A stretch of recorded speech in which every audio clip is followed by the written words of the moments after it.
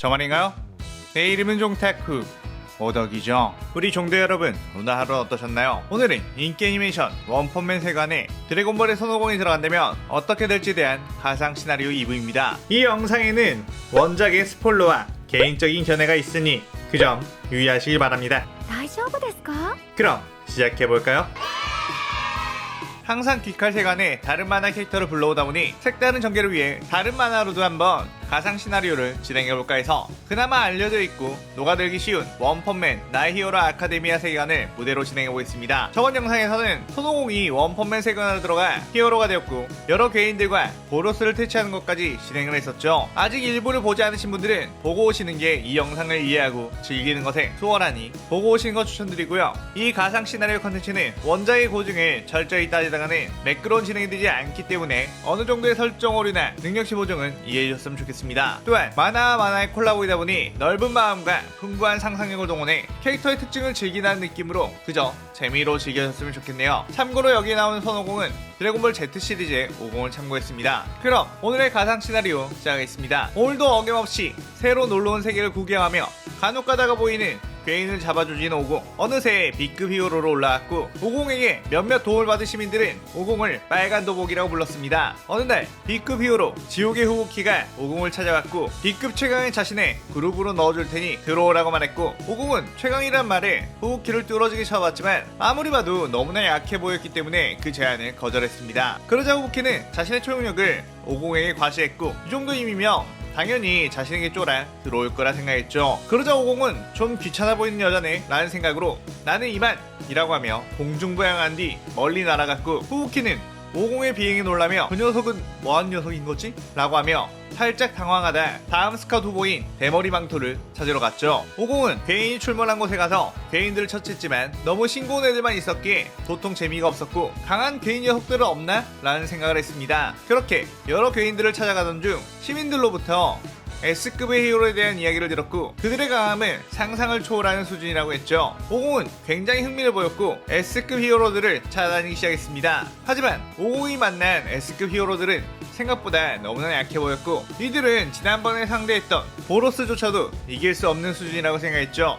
특히나 S급 히어로에는 어린 꼬맹이나 소녀도 있었고 다 죽어가는 할아버지도 있다고 느껴 실망감이 더해졌습니다. 오공의 눈에는 이들 모두 약해 보였기 때문에 다른 어린이나 노인들과 비슷한 체감이었죠. 그런데 보로스를 상대할 때 그 우주선에 탔던 빡빡이는 분명 강해 보였는데 그는 왜 S급이 아닌 건지 궁금했습니다. 슬슬 이 세계도 지겨워지는 참에 어디서 무술대회를 한다는 이야기를 들었고 자신의 세계에 천하제일 무술대회가 떠올라 그곳이라면 좀 재밌지 않을까 했죠. 그곳에 참가한 오공 무술 계파를 적는 곳에 거북선유라고 적었고 예선을 가볍게 이고 올라왔습니다. 본선에 가던 와중 최종 후보였던 스이르조차 1초 안에 제압하며 결승전에 올라갔고 반대쪽 결승전에는 가발을 쓴 사이타마가 있었죠. 사이타마는 히어로를 사냥하는 존재가 무술을 사용한다길래 궁금해서 변장을 하고 대회에 참가했고 본선에서 엄청나게 손쉽게 이기며 올라갔습니다. 사이타마는 오공을 보자마자 보로스의 우주선에서 만났던 남자네? 라는 생각을 했죠. 오공은 가발 쓴 사이타마를 보고 처음 본 남잔데 꽤 강해 보이잖아?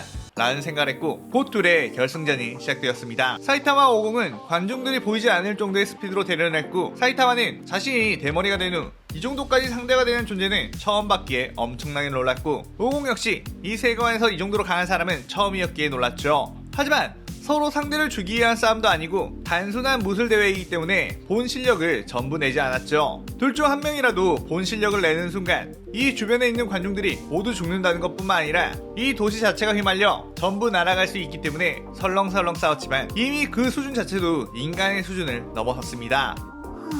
오공은 살짝 힘을 좀 더 줘볼까? 하고 힘을 더 넣자 사이타마도 그 힘을 따라오며 맞받아쳤고 그 둘의 풍합의 여파로 인해 무술대회 주변이 초토화가 되기 시작했고 관중들은 보이지도 않는 둘의 싸움에 그저 폭풍만 일어나 불만을 일으켰죠. 그러다가 잠시 소강 상태가 되었고 싸우다 보니 사이타마의 가발은 이미 날아가 있는 상태였습니다. 그제서야 오공은 사이타마를 알아보며 너는 보로스의 우주선에서 봤던 그 히어로네?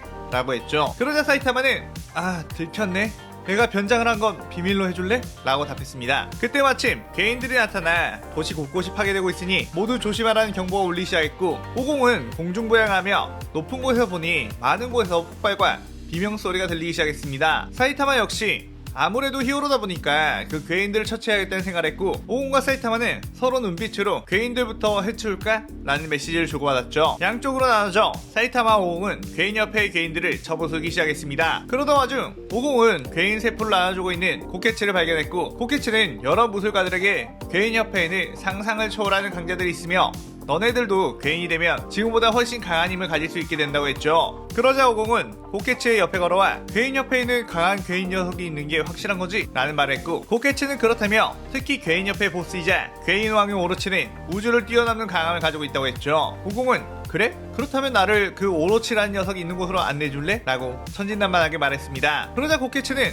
오공의 패기에 재밌는 녀석이 다 있다며 나를 이기면 협회의 본거지를 알려주겠다고 했죠. 그러자 오공은 고케츠가 한 방에 터져죽지 않도록 설렁설렁 패주었고, 고케츠는 오공의 압도적인 공격력에 당황했습니다. 인간이 어떻게 이런 힘을 가지고 있느냐고 말해요. 툭툭 건드는 수준으로만 때렸는데도 고케츠의 양팔이 다 날아가 버릴 정도였고, 고케츠는 피를 토했죠. 오공은 이 정도면 내가 이긴 것 같으니 어서 그 괴인협회의 본거지를 알려주라고 했고, 고케츠는 이 녀석이라면 오로치님이 흥미를 가지고 싸우시지 않을까? 항상 자신의 적수가 없다며 심심해하던 오로치가 생각이 나 괴인협회로 오공을 데려가기로 했습니다. 그렇게 괴인협회 입구에 들어간 오공은 이곳에 어마무시한 숫자의 괴인들이 우글대고 있는 걸 보고 용케도 이 좁은 곳에서 다들 숨어 살고 있었네?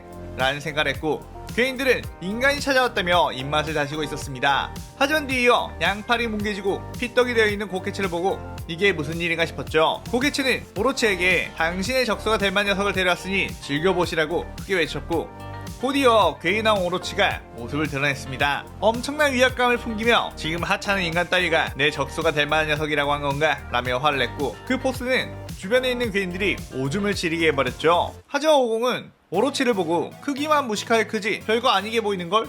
이라고 말했고, 그러자 옆에 있던 수많은 괴인들이 감히 우리의 왕을 모욕하다니 하며 달려들었습니다. 하지만 순식간에 그 괴인 모두가 오공의 펀치 한 방에 터져버렸고 피해 비가 내렸죠. 그곳에 있던 괴인협회 간부들은 그 모습에 엄청나게 놀랐고, 오로치는 그제서야 오공을 흥미롭게 쳐다보며 괴인은 내가 얼마든지 만들 수 있으니 상관없다고 했습니다. 그러자 오공은 이 수많은 괴인들을 만든 게 네 녀석이구나 하며 지구를 위해 이 녀석은 꼭 없애야겠군 이라는 생각으로 뛰어올라 오로치에게 살짝 펀치를 날렸습니다. 그러자 오로치의 육중한 몸이 날아가 엄청난 굉음을 내며 벽과 함께 무너졌죠. 오공은 이봐, 난 네 녀석이 무지 강하다는 얘기를 듣고 찾아온 거란 말이야. 실력 좀 보여줘 라고 소리쳤고, 오로치는 그에 열받아 일어나 엄청난 촉수들을 날렸지만 오공이 손날을 휘두르자 그 촉수들은 전부 터져버렸습니다. 그러자 오로치는 엄청난 파괴력을 가진 브레스를 오공에게 날렸고, 그 여파는 지하 깊숙한 곳에서 쏜 브레스의 에너지가 지나가는 것만으로도 지상 밖에 있는 건물들까지 흔들릴 정도였습니다. 그 브레스가 오공에게 닿으려고 하자 오공은 기압으로 핫! 하고 소리쳤고, 그 브레스는 파해가 되어버렸죠. 그 순간 오로치는 벙찌게 되었고, 지금 제가 기압만으로 내 최대 출력의 브레스를 없애버린 거야? 하며 식은땀을 흘렸습니다.